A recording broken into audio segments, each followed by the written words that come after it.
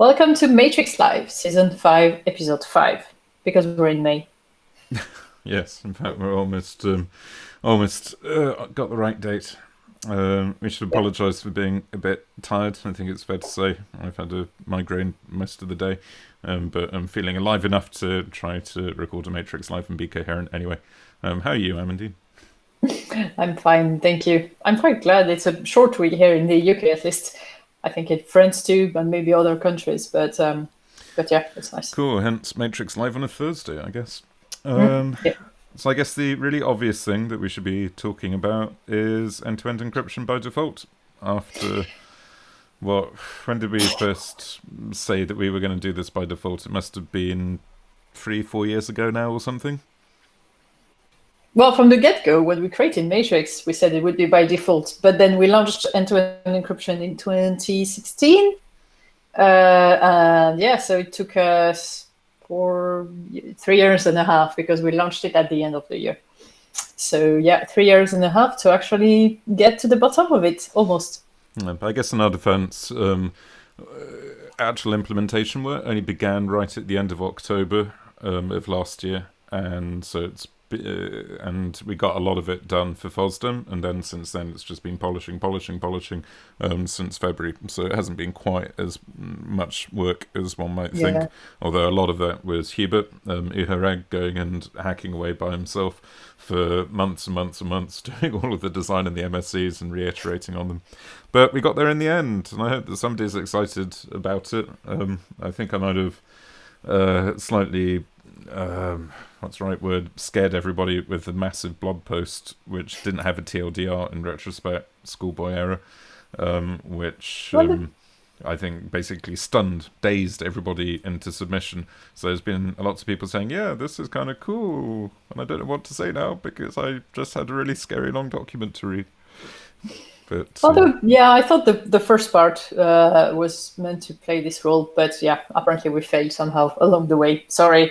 In terms of development effort, yeah, it was only since October, but design-wise, it started it was August 2018. Yeah, I think. Yeah, I mean, it was one of the first things that Nad started looking at seriously after he joined as full-time, our first UI UX designer. And we said, hey, look, E2EE we've got to get it right, and it's a mess at the moment. And he has iterated on those designs many, many times over. So I hope he's happy that they've come to fruition at last. So, Amandine, tell us, just for anybody who has no idea what's going on, what this means. What is E2EE by default?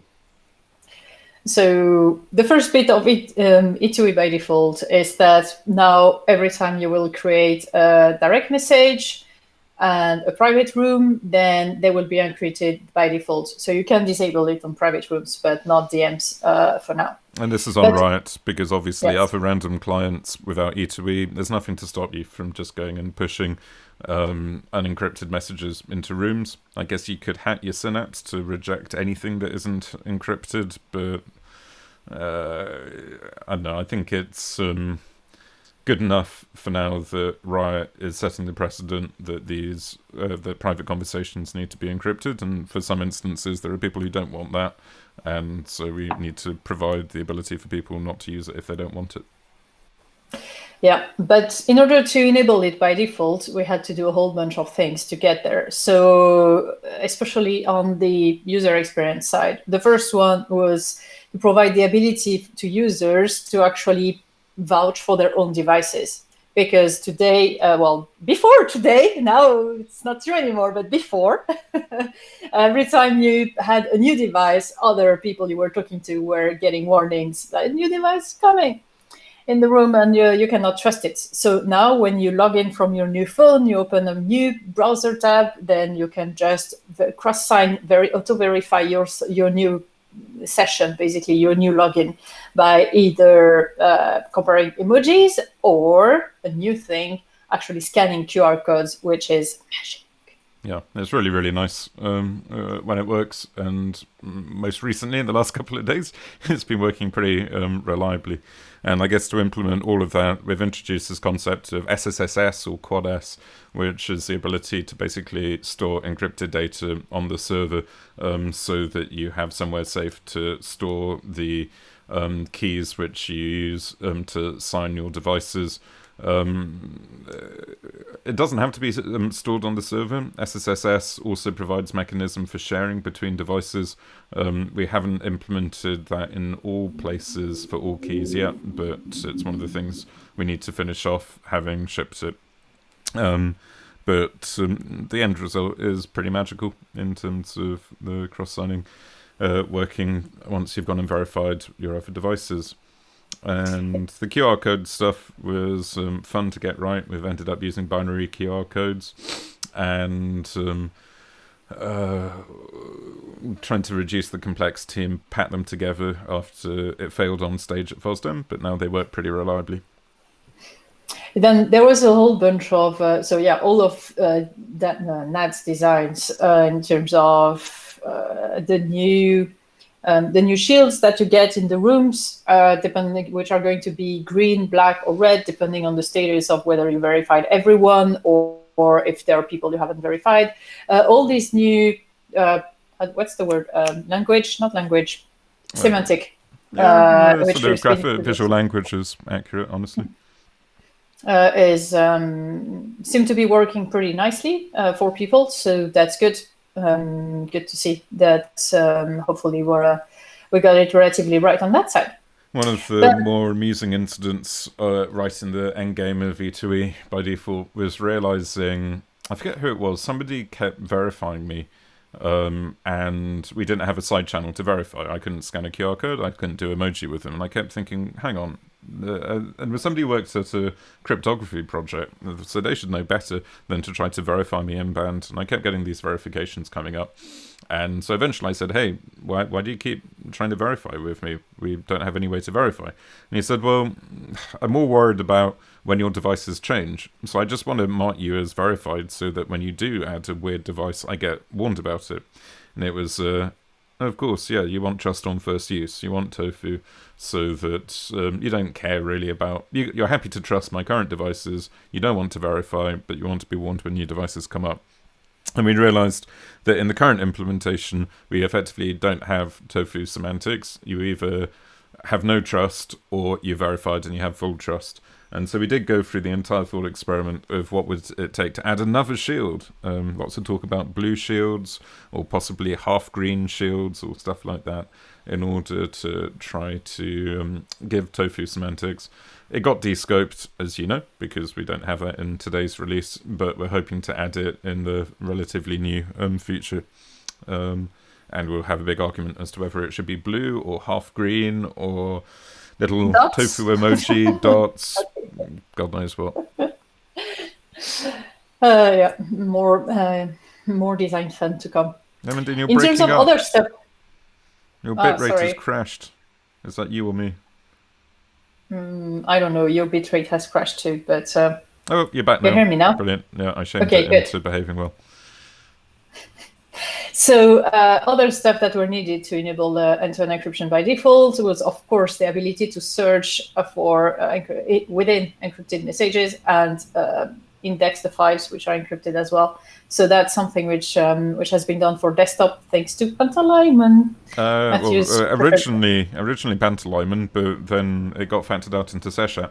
With Seshat, yeah. Sorry. So Seshat being the Rust indexing thing. Originally, Pantalaimon was meant to be doing that too, and in future, Pantalaimon probably will use Seshat to index its stuff. But separately, then we've got Pantalaimon as the way to hook up old clients. I mean, honestly, this is going to be old news, I assume, to most people listening to this. But we just wanted to do a final review of the stuff that went into this. File indexes as well. Yeah, so basically covered by this, and which is really nice, honestly, on desktop. Eventually being able to search and use the file index on encrypted rooms is life-changing. Yep, it's all done by Seshat there. And finally, trying to improve our Uices. This is one of the annoying things which landed on web but hasn't landed fully on iOS and Android yet. That when you can't decrypt a message, giving much better reasons why and mitigations, and web has improved a lot. I don't think iOS has ported any of that over yet. No, And definitely. Riotics has a few of them, but not all of them.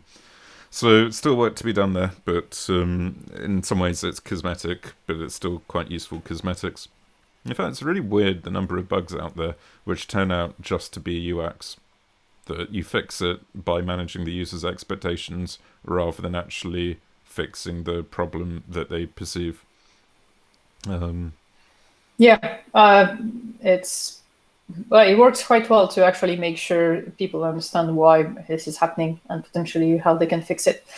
But there is still other work that needs to be done on the UX there, and hopefully coming soon.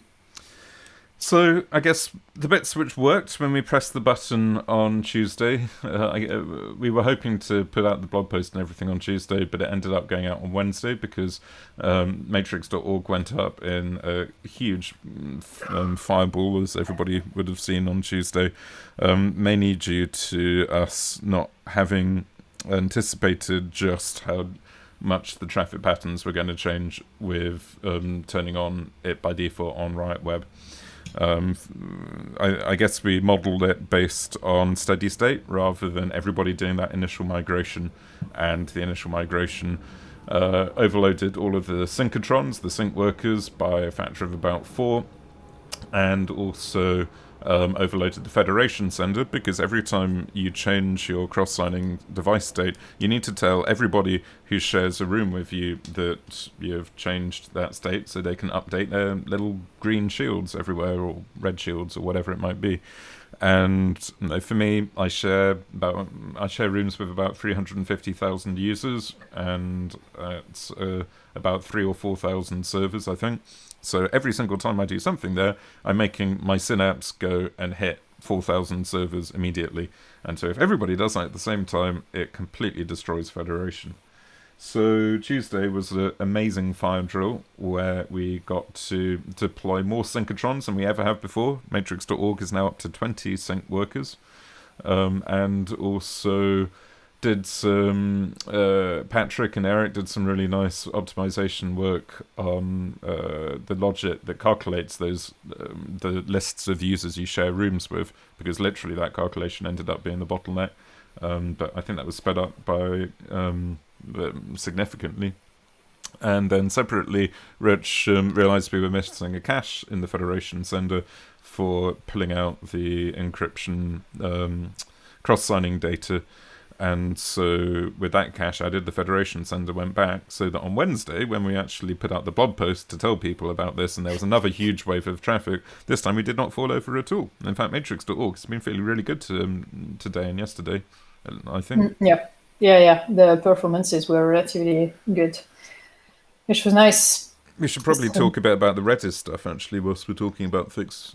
Yeah, I was about to say, because as you said earlier, to me, it's like Redis saved the day. It did. So Redis, if you don't know it, is it's basically a key value database thing, very lightweight. We're using it in Synapse as of Monday morning, having finished the implementation last week. As the replication mechanism to allow the master synapse process to tell workers when to wake up and to feed them data. Previously, we were using custom TCP protocol that Eric wrote, that ironically looks a lot like Redis. In fact, no, Mark wrote it originally. Either way, we were using a custom TCP protocol to go and relay data from the master out to the workers. So you had a star topology. It means that every time you add a new worker into the mix, you put yet more load on the master, because the master has to stream that data down to the worker. Plus, it was all a bit homegrown. So Redis is part of clustering Synapse better, and we've replaced effectively the TCP stuff with a message bus provided by Redis using PubSub, which means that if you hypothetically in a mad rush have to double the number of synchrotrons on the server, they can all hook up directly to Redis rather than putting any additional load on the Synapse master. And so that's what we did. We put it live experimentally on Monday. It worked, and then on Tuesday we used it to save the day in terms of scaling up the deployment. So congratulations to Eric for getting Redis across the line. There have been a couple of teething issues with lost messages when the replication streams restart, if the workers get overloaded, which of course they did. So apologies if you got bitten by stuck messages or drop messages on Tuesday. But once we fixed the saturated synchrotrons, and I think that Eric and Rich found a long-term solution to it as well last night, we're now looking pretty stable on Redis. So that's cool. So that went well. That's nice, yeah. So, yeah, that went well. What else went well, Amandine? Did anything else go well? Yeah, but basically the most of the core of the thing went well. We do have pretty and fun emoji verification. We do have super magical QR verification. The cross-signing works overall. And Riot eventually does what it says, what it's meant to be. It's an encrypted communication app. So that's quite good. But yeah, other things didn't go so well. Yeah, I guess something we totally forgot was that some people want to disable this, and we just forgot to put a config option into Riot to say, oh, by the way, if you don't want to have encrypted DMs, here's the config option. I think Travis has been taking the con, running through Riot Web, putting lots of if statements everywhere to go and make it configurable again, and we need to do that on mobile as well, come to think of it. What else? We spoke about performance woes. It turns out that we broke registration on Matrix.org completely independently of all of this. It was preparing for single sign-on to work with UI, user interactive auth-flows. So for ages we've had a problem that if you're using SSO like Mozilla, you can't do the more exotic operations like remove devices which need you to auth. And we fixed it, but on the minus side it turns out that it broke iOS and Android sign-up. Oops. Sorry about that. And thank you to people who reported it, because sometimes we do have a really embarrassing screw-up like that, and we do rely on people to point it out if we haven't spotted it ourselves. I believe that was fixed earlier today, though.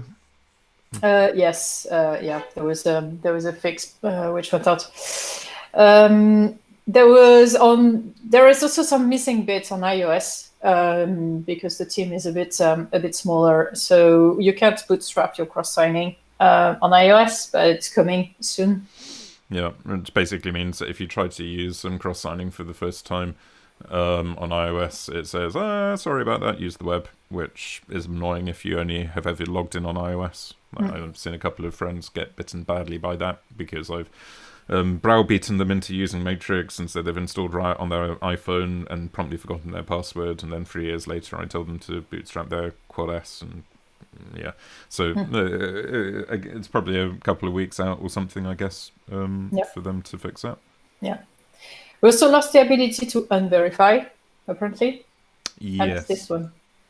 Yeah, I think this was the Finco, honestly, where people thought, whoa, if you want to unverify one of your devices, you log it out, because if you don't trust it anymore, you probably want to log it out anyway.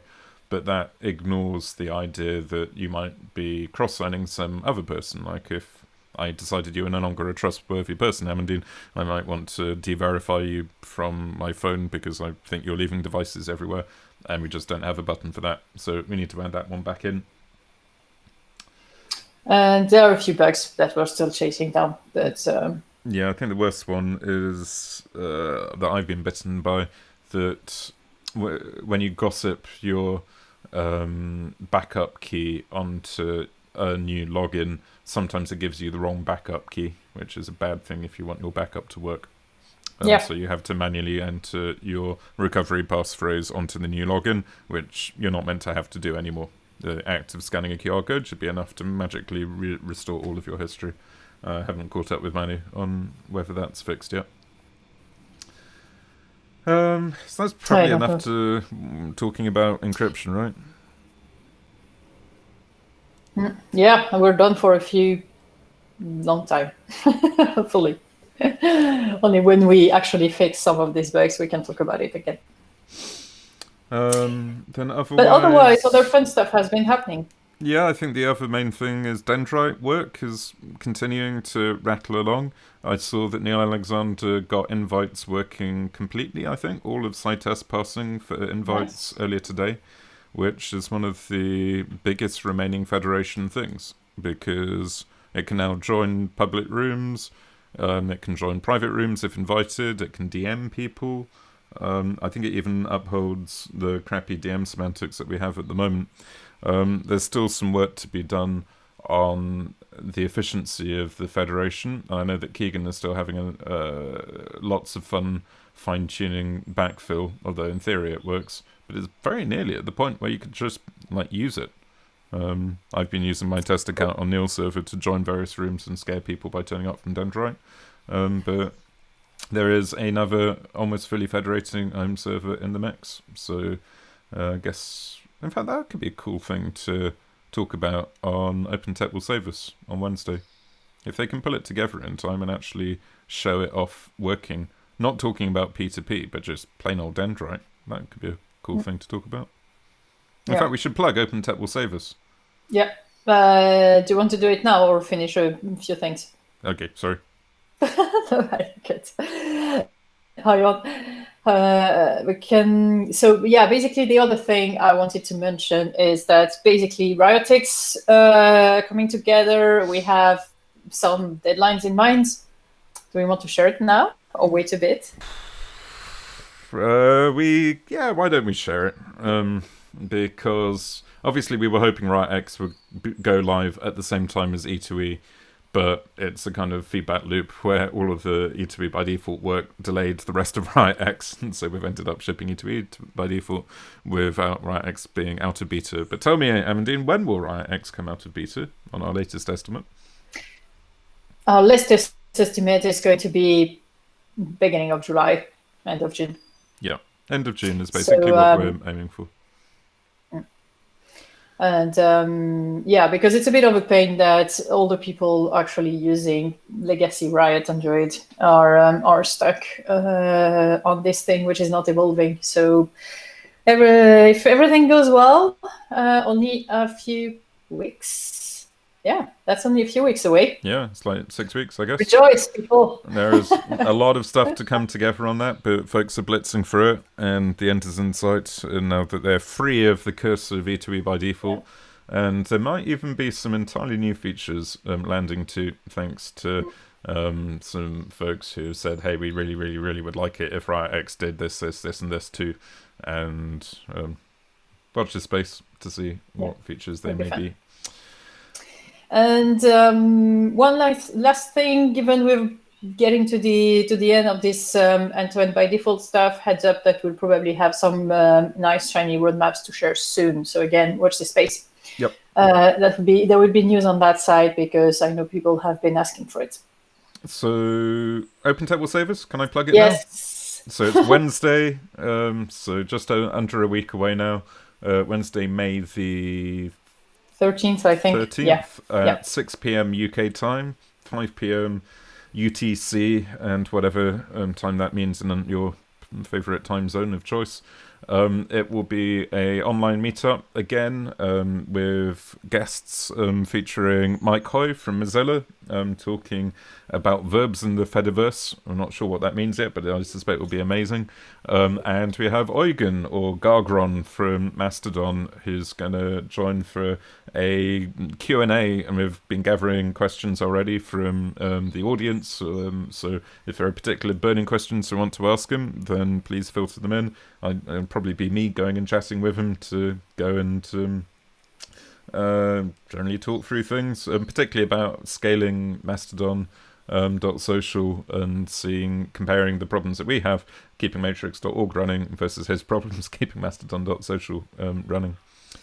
And then we'll have something on the Matrix side, possibly Dendrite stuff. I think that would be pretty fun. What did we have last time? Oh, it was cross-signing. Yes, cross-signing. Going and demoing Dendrite like in the wild for the first time properly and having a talk from Keegan or Neil could be really fun. Yeah, definitely. In terms of gathering questions, heads up, people have been posting them in the Open Tech Meetup room. So it's #open-tech-meetup matrix.org. I wish we could decide whether it's OpenTech Will Save Us or OpenTech Meetup. Because OpenTech Meetup's boring. Yes, but it's just a matter of updating the room alias. I'm just blindly if only rooms could have multiple aliases. Oh, wait. I think just no one went and did it. That's it. Let's go fix it, Matthew. Yep. Yep, I shall. Anything else we should talk about? No, I think I dropped all the things I wanted to talk about. Cool. Well, thanks for listening, everybody. Thanks for flying Matrix. I hope you're happy that we've got our encryption on by default, and looking forward to the next wave of fun stuff. See you soon. Bye-bye. Bye.